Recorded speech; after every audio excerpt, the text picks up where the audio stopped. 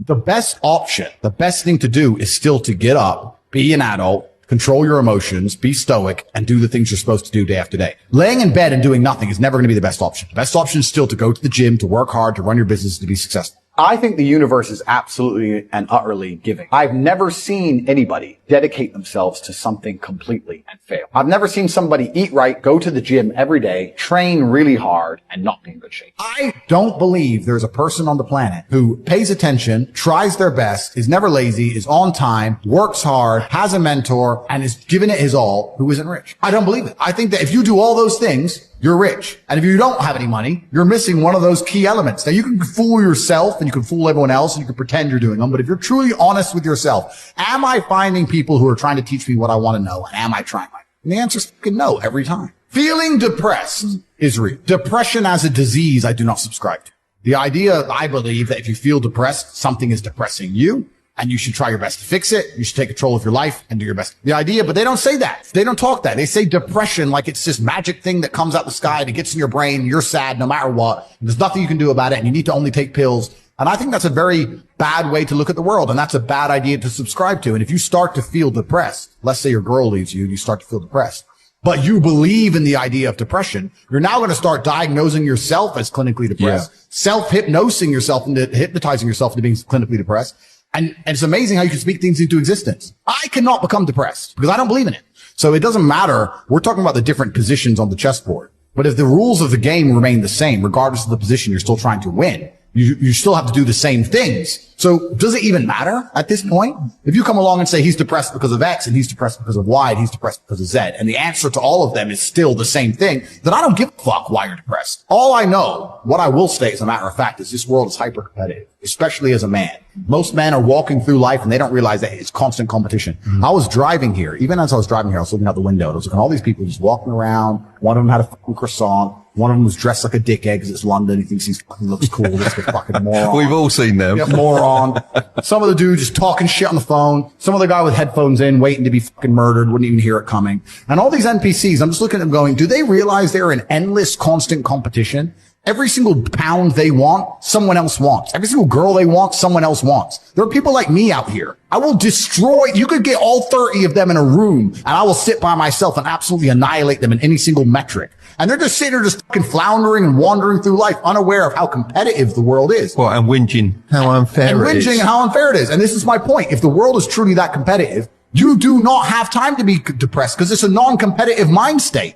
You could be depressed for X, Y, Z, whatever. I'm not depressed. And I want the money you want, and I want the girl you want, and I want the status you want, and the car you want, and the house you want. And I'm going to get it, and you're fucking not. I truthfully believe that the universe is a very giving place.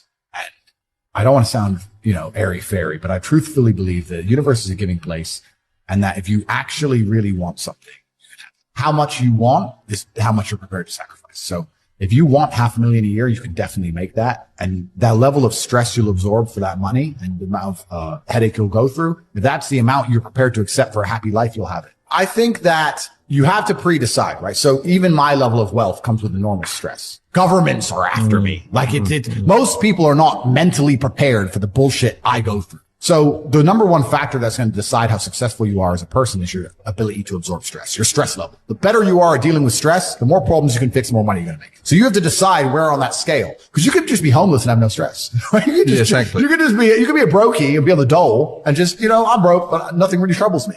So you have to decide on that level where you want, how much stress you can possibly absorb as a man. And then if you truly want that level, you're going to get it. I believe any man can make anything they want depending. Any one of you here, I'd have no idea how much money you're making, but if you were to say, you know what, I'm throwing away my relationship, I'm throwing away my social life, and I'm going ham, I'm going nuts, and I don't care what they do to me, I'm gonna go and I'm gonna make it. You'd make a bunch of money, but there's a bunch of garbage that comes with it. So you have to decide, right? I sit here as a billionaire, and I sit and say, I will teach you how to make money online. Anybody, 18 modern wealth creation methods. It's $49 a month, and I will teach you. And people will sit there in their brutal arrogance as a brokey with no money and go, yeah, but can he really teach me? I have everything you've ever fucking dreamed of. I have all the money. You have nothing. And you're so arrogant that you believe you know more than me, or that you can do it without me, or that I don't know how to teach you. The arrogance of people is truly mind-bending. If you know so much, why are you broke? You obviously don't know. If I want to learn how to box, I wouldn't walk into a boxing gym, find a guy who can box and go, yeah, not bad, but can he really punch? Like, this is how people think when it comes to money. You guys are all successful enough. You can sit there and say, look, I do X, Y, Z. I have X, Y, Z. You don't have it. So do you want to learn how to play piano from the piano teacher, or do you want to sit there as an arrogant brokey? Most people are brutally arrogant. And you can sit there and you can try and help them, and they're just so arrogant. They think, oh, I can do it myself, or I'll work it out myself. I don't need help. And it's arrogance, and it keeps them at the bottom. Everything great that's happened to me in my life, someone taught me. I had a kickboxing coach. My dad was my chess coach. You get taught things. To sit there and think you're too good to learn. Well, this is the problem. Most people are broke. Most people are broke because they're arrogant, bro. It's the truth. It's nothing to do with how stupid they are. They're just arrogant people. So if you love your family and you love your last name and you're proud of yourself, then you have a duty to be massively, monumentally successful, to show homage to your ancestors. I find it amazing there are people out here today who are going to sit and say, oh, I'm sad, I'm too depressed, I don't want to work hard. Do you understand that only 200 years ago there were peasants out working a field, starving, surviving the Black Death, surviving the plague, struggling to exist just to reproduce, so that 200 years later you can be the end of their bloodline, for you to sit on your ass and do fucking nothing? Like, you're a fuck up. You're fucking up your entire bloodline of your entire ancestry. You owe these people things. They went through hell for you to exist. You have a debt. You have a duty to pay. You have to be the best possible version of yourself. And the same to God. God loves people who try. God loves people who work hard. It's amazing if you try your very best all the time, what God will give you. He'll give it to you, anything you want, if you actually try. Not convincing yourself you try, actually try. They're different things. But yeah, I was instilled with this because from a young age, my dad said, you're a Tate, and Tates are the greatest people on the face of the planet. And there's going to be a day I'm not here anymore, and they're going to talk about me because of how fantastic you are. So go do your fucking job. I said, yes, sir. And here I am. One of the most terrifying, but also gratifying things of life as a man is that we're all born relatively valueless. I don't think women are born that way. A woman, if she's born, especially if she's attractive, has an innate value. People just want her no matter what. But as a man, if you're not an important man, nobody gives a fuck about you, and they're never going to care. So you have to build yourself from the ground up, and that's scary for a lot of people, but it's also a massive opportunity. You can decide if you want to be a famous musician, or a nice sensitive poet, or a painter, or a kickboxing world champion, or a businessman. You get to decide on all the different characters in the video game. You can choose, who do I want to be? And then if you actually try, you can become it. Isn't that amazing? You can wake up and go, you know what? I want to be this kind of guy. I knew who I wanted to be. I wanted to be the dude pulling up in the Lambo, 3 a.m, gets out. Everyone's like, who is this big, strong, rich dude? I wanted to be that man, so I became it. And if you don't want that, if you want to go be a musician and play guitar and get a bunch of chicks and chill in Bali and smoke weed, whatever, go, you can choose your character and build it. The problem is as well, it's difficult because the way that humans work and the way that we've evolved as a species is that we don't really learn lessons unless they're learned the hard way. Yeah. I believe that unless a lesson is taught the hard way, you're not going to learn it. You can have so many near misses, people won't learn their lesson. Bro, you must know a guy who goes out there, nearly crashes his car, doesn't slow his ass down till he wrecks it. Yeah. Like, this is how people are, right? So you need that pain for the lesson to sting enough to really genuinely go inside of your mind. And it's the same with everything. It's the same with driving a car or business. Truthfully, if you want to learn a lesson about business, you're going to have to suffer at some point, right? So we always say that most people are not successful with their first companies, X, Y, Z, blah, blah, blah. I get that. The truth is, there's a lot of people who make a lot of money with their first company, but they just spunk it, act an idiot, and it all blows up in their face. And that's how you get the discipline on your fourth company, that when you have 3 million in the bank, you just leave it there. You know, and don't be done with it. So you need to go through some pain. You need to experience some negative things. You need to have to a degree some trauma to really even learn any lessons. So that you make sure it doesn't happen again. I really think that humans are stupid enough to only learn the hard way. That's kind of how it works. The saying, if you know what you have, you ain't got much. That is completely. Yeah. I don't have a clue how much money.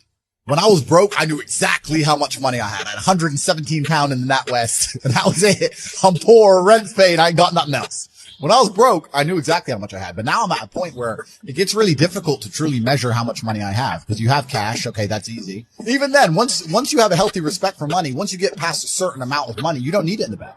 Like, there's no point in me having 50 M liquid in the bank. Why? What am I going to buy? You know, you're like, as long as you have whatever you have in the bank to run around the world with, you have enough. So you try and put that money to use, right? You buy assets, XYZ. I don't believe in motivation as a concept. I believe in discipline and divine purpose. People who ask about motivation are basically saying, I don't feel like doing this. How do I feel like doing this? And the answer is, the true red pill is, you're never going to feel like doing it all the time. Sometimes you're not going to want to do it. Doesn't matter what it is. If I were to tell you to go fucking surfing or skateboarding or driving a Ferrari every day, there's going to be days you wake up where you just don't feel like doing it, no matter how fun it is. That's life. But if you do not do it when you don't feel like doing it, you will never perform against the person who does it regardless of how they feel. You have to make a decision. Forget about the idea of motivation. Forget about the concept of it. Throw it away and decide who you are. And this is a genuine task for you all to complete. Go look in the mirror, look into your own eyes and decide, am I a fucking loser or am I a winner? Because if you're only going to do what you feel like doing, you are a loser. That is the definition of a loser. A man who only does what he feels like doing is going to lose against the people who perform regardless. If you lose, what are you? A fucking loser. I decided I was a winner, and I knew what it took to win. To win, I have to perform day after day, so I decided I'm going to do this every day, regardless of how I feel. Some days I'll enjoy it, some days I won't, some days it'll be fun, some days it won't. But I'm going to do it every single day to the best of my ability. I will not allow my emotional state to affect my actions. That's what winners do. And you've agreed to fight on the 13th of July. That day comes around. You might feel like fighting. You might feel like kicking someone's ass. You might not feel like fighting. You might be a little bit sick. But it's the day. The arena's booked. You have to fight. So you don't get to say, well, I don't feel like it now. You don't get to lose and tell people, well, I didn't feel like it on that day. You just have to do it. You have to be good enough on your worst day to beat your opponent on his best day. It might be your worst day. It might be his best day. You still have to fight. You still have to win. That's the game. So people ask me about motivation, I make it very clear. I say, listen, motivation has nothing to do with any of this. This is about who you are. It's about your purpose, your divine purpose given to you, dictated by God. Are you the kind of person who lives a life worth living, or are you a fucking loser? Now, watching this, there's going to be some of you which fall into each category. You're not all winners. You're in the right place. But some of you are probably still lazy losers. That's the reality. I made the choice to do it all. For 10 years of my life, I was never comfortable because I put myself through hell. I put myself through hell because I decided to throw comfort away. Men think it's okay to just become comfortable now. You're not supposed to be comfortable. You were never evolved to be comfortable. You're supposed to be uncomfortable. If you were born 100 years ago and it was the 1920s, you'd be in some ditch in northern France, living in the fucking mud, hoping not to get killed by a random sniper in some bullshit war you barely understand for 4 years.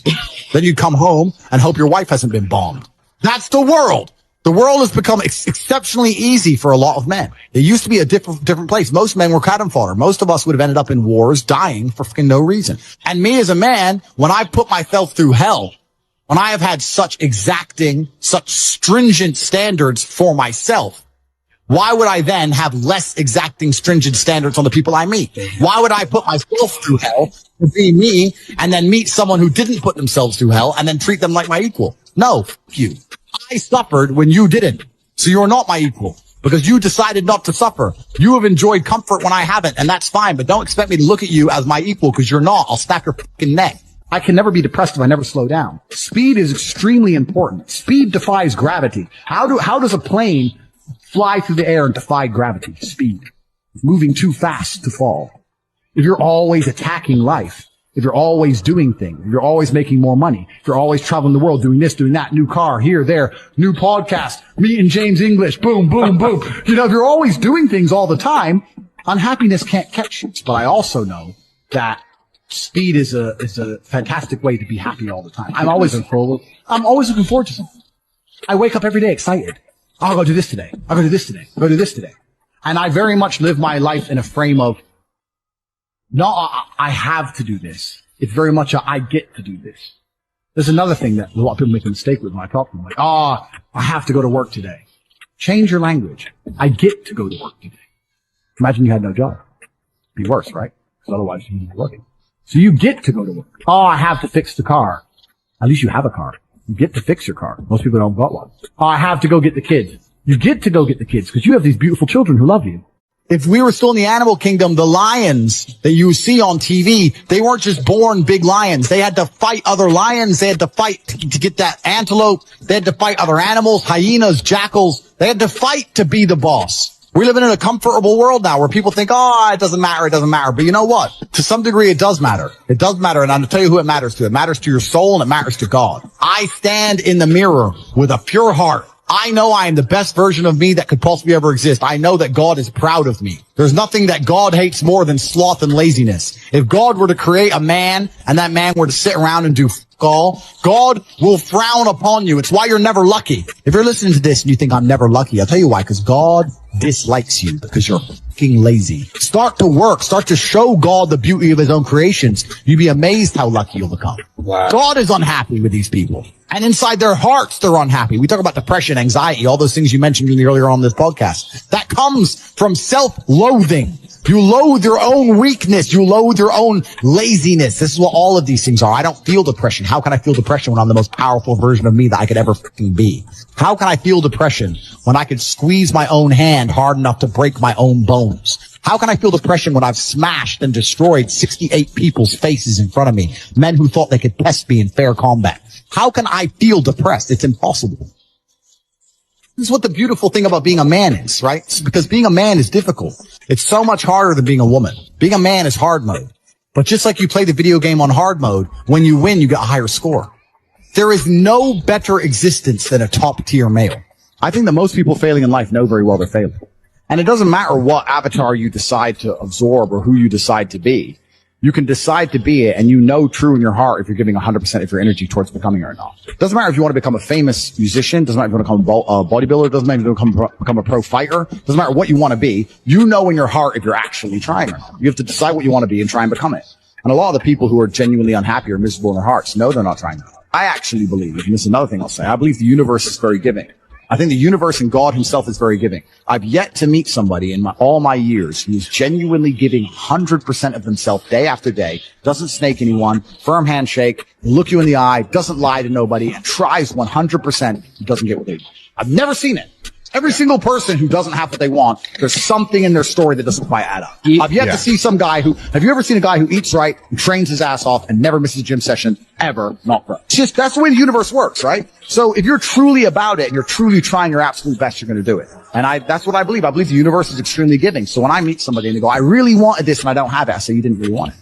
I think we're here to struggle. I think we're here to go through pain. That's so I wake up each day and go, what can I attack? What problem can I solve? And look at history. Why did Genghis Khan wake up and want to conquer the whole world? Why did Napoleon conquer the world? Why did Alexander the Great conquer the world? You just wake up and just say, give me this, give me that. I want all of it. I need to, there's an army there. They're really big. We're better. It's intrinsic. Yeah. You need to go and conquer. That's the purpose of life. Because if you don't struggle, you don't learn. Yeah. God created us to learn and understand ourselves and understand other people and understand the world. And what did I say earlier? I said that you don't learn a lesson or you don't appreciate something without pain. Without pain. So you have to struggle to learn anything. There's only two ways to learn things, the hard way or the harder way. If you're smart, you can learn the hard way. But in my experience, 99% of the planet only learn the hardest possible way. If the lesson's even 85% effective, they'll make the same mistake. It's only when they completely decimate and destroy an element of their life do they sit there and go, oops, now I get it. No. That's how it goes. How much money you make. If you're a bad person, you're not going to feel happy. I don't care how much money you make. If you snake people or lie to people or do bad to people, you're never going to feel happy true deep in your heart. True in your heart, we're intrinsically designed to do right and do good. And that's something that God gave us. And when you have that, you understand that that's more important than anything else. So these people who are up here promoting degeneracy, saying, take Percocets and bang girls and drink vodka and you're going to be, going to be great. I drink. I'm not saying I don't drink, but that's not my message, right? Yeah. And those people are never truly happy, and they're trying to purport that and convince people to do the same, so that the whole populace is never truly happy. And like I said, now we go in circles. We've already discussed why they don't want us to be happy. Exactly, so that's why. And you want to feel content, and you want to feel stable inside of yourself. You need to live true to God. And I'm not saying you can't drink a little bit of alcohol or not party or not have a little bit of fun. But you have to be a good person. You have to balance life. You have to balance life. You have to be a good person overall. I know I'm a good person. And when the Matrix is trying to convince the world that I'm not, that just proves even further that I'm a good person. The world we now live in today, when the mass media machine is trying to tell you somebody is evil, you can know pretty well that person's probably good. Yeah. And vice versa. Like, there's a reason they are trying so hard to convince people to ignore their own ears. People listen to my message and go, that's a positive message. And the media of the exchange is going, no, it's not positive. He's bad.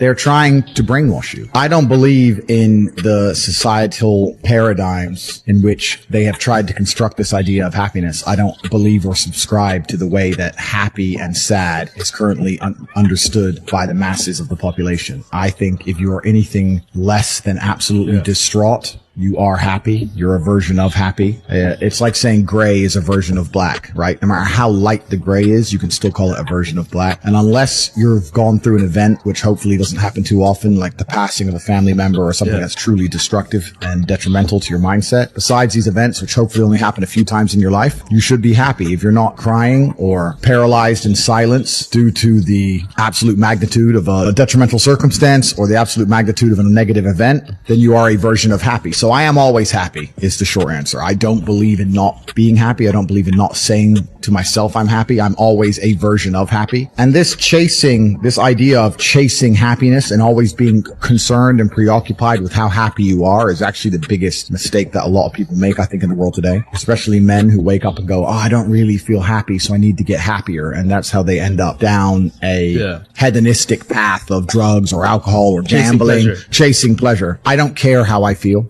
I don't care if I feel happy or sad. It doesn't really affect what I do each day. I do the exact same things. I act the exact same way. I don't care. I don't put weight to the significance of the emotion.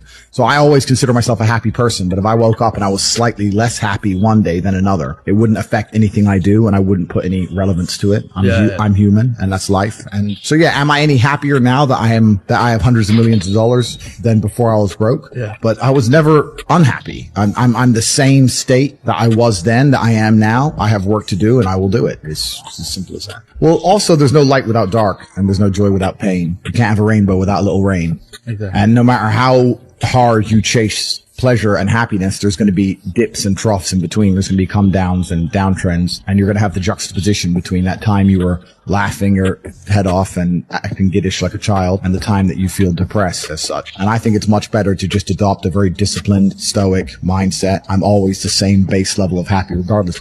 If I lost all of my money today, I would be the same happy. If my net worth quadrupled, I'd be the same happiness. As long as I am alive, which is a struggle, unfortunately, in the current climate, but as long as I'm alive and the people I care about and love are alive, and as long as God gives me the honor of doing my duties and providing for the people I care about, as long as I get to wake up and know that there's a whole bunch of people in the world who need me and I get to work hard to please them and do good for society and good for the world, then I'm a vessel of God and I'm happy enough to survive. That's all I look at it as. I don't ever consider how do I feel. That doesn't cross my mind. I have things to do. I have things to do. You're too busy to think about that. I'm too busy. I have things to do every single day. I have very important things to do, and how I feel really is not going to affect how I complete those tasks. Right. And when I speak to men, they say I'm unhappy or I need to be happier. I think that's absolutely the wrong frame of life. You're a man. You have duty. You have honor. You have things you should be doing regardless of how you feel. And the people who are obsessed with happiness or sadness, I just think it's the wrong paradigm to view the lens of life. I think you should get up and do what needs to be done. You're distracted and you're self-obsessed. When you're sad, you're sitting at home, me. It makes you very selfish. You don't care about your community when you're sad. You don't care about your country when you're sad. You don't care about the injustices of the world when you're sad. You don't care about trying to actually go and make the world a better place because you're too busy thinking about yourself. So they want you miserable, semi-depressed, sad, unhappy, so that you can sit at home and accept them doing whatever they want to the planet and other people without ever talking or standing up or doing the right thing. If you're happy and motivated, you're going to be far more likely to fight against injustices. So the fact that I have mass influence and I can just make people feel better is a threat to them. They don't want me to make people feel better. They talk about men's mental health and pretend to care, but when I come along and genuinely help and stop people from committing suicide, they delete me. They don't want that. They want everybody semi-depressed. They want you miserable. They want you distracted so that you're too busy crying your eyes out in a room somewhere or sitting in deep thought, worrying about this girl who left you so they can just continue to run the world. We're currently in a fight of good versus evil.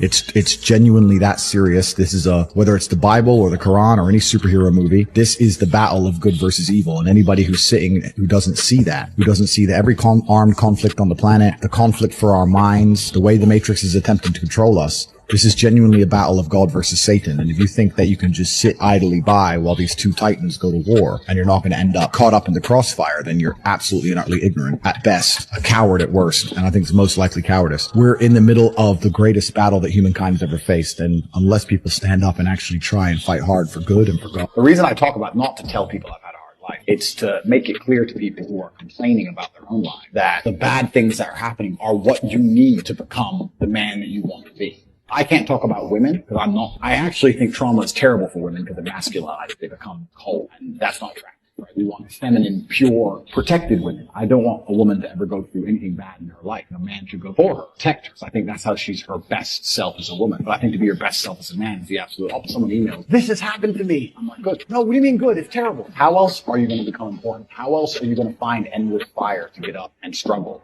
in the face of the competition that's out here? How else are you're going to do all that with a nice, cushy life? If any man's honest with himself, think about the biggest transformative stages in your life. Think about the times you got the most work done. It was a bad part of your life. You were heartbroken, or, you lost a house, or broke, or whatever. That's when you did shit. When everything was fine, when the woman's still sucking, the mortgage is paid, dinner's on time, it's kind of doop-de-doop-de-doo, little by little, doing a little bit of work, a little bit of relax. But the big events come from trauma. This is it. So it's a cheat code to climb the mountain. So when I get a message from whoever, my wife left me, I'm devastated. I understand. I completely understand how hard it can be to lose a woman that you've given your entire life, and you've done so many nice things. And then because of one thing you did, her innate and absolutely insane level of ungratefulness has turned her bitter, and she now talks to you like she hates you over one thing you've done after thousands of efforts showing how dedicated you are to her. And even now that you're prepared to die for her, she doesn't give a shit about. I understand that pain. And my answer is good. It's still good. Now, take all of that pain, put it in email, and then you're going to become the kind of person. Why does it have to be quick? Why does it have to be easy? Why do you think life is all quick and easy? Why can't it be hard and difficult? Why can't you suffer? Because suffering is what gives it value. If everyone had a six-pack and it was quick and easy, then it wouldn't be valuable, would it? If everyone walked around with a six-pack and they got it easily, then no one would give it. The whole point is that it's difficult to get. Value is linked to difficulty. If you want something that is valuable, you need something which is difficult to obtain. You shouldn't be thinking about quick and easy. You should be thinking about hard, suffering, pain, going through it. That's what you should be thinking about. This is going to be hard, but I'm going to do it anyway. Because when it is done, then everyone's going to know that I went through something difficult. Nobody, absolutely nobody, gives a fuck about you as much as you're going to have to do. Nobody cares about you as much as they need to care to fix your life. But nobody is going to come to your bed, drag you out of bed, drag you to a job, force you to work hard. You are never going to have any of the things you want if you do not get them yourself. The only person who's going to make me happy and live a life that I want to live is me. Nobody's going to do it for me. People say, Tate, what motivates you? And I find that I think that's a stupid question. I was a 4-time kickboxing world champion. For 12 years, I trained 5 hours a day, 6 days a week. And I was motivated to train only about 25% of the time. The rest of the time, I went because I am disciplined. If I wake up and I'm unhappy, I will do the exact same things as if I am. I will go to the gym the same. I will work the same. How I feel has no impact on how I live my life. We're grown-ups and we have responsibilities and we have problems and we have pressure, and you don't necessarily have to be happy to perform, and happiness will come at the end of the performance anyway. But if your number one goal as a man, if your number one mission in life is just to be happy, that's going to be an extremely vacuous existence. You're not going to be a man of substance. Your ability to deal with stress, the amount of stress you can deal with as an individual, is directly correlated to your success. If you can deal with stress all day, you're going to be successful. If you collapse under stress, you're not going to be successful. There's no way to the top without stress involved. But there is a massive correlation between success in life and stress levels. The more stress you can tolerate, the better your life's going to be. One of the only things in this world you can control is your state of mind. You can't control the weather. You can't control other people. You can't even control your health. One of the very few things in the world you have genuine control over is your state of mind. If you can't control that, then you're just a feather in the wind. Yeah, and that's the thing about the way I talk and the things I say. Some people find it inspirational, and some people are upset by it, and their ego prevents them from learning from it. Yeah. But it's the kind of people who are really genuinely upset by what I say are the kind of people who can't truly learn anything and become successful. Yeah. I obviously know what I'm talking about to some degree, right? So if Mike Tyson walks in here and tells you he's going to teach you how to box, says you can't fight, you're a puss, if that upsets you, then you can't learn, right? It's Mike Tyson. Just shut up and listen. Yeah. If someone richer than me comes along and says, Andrew, you don't know shit, you're a dumbass and you're a brokey, I'm going to sit there and go, okay, maybe I'm a brokey, Elon. Tell me something, right? I'll listen. But if you're going to sit there and go, don't call me names that I not listen, you're never going to get anywhere, right? You don't become the master unless you're very, very good at being a student. And I've always been very, very good at knowing when to shut up.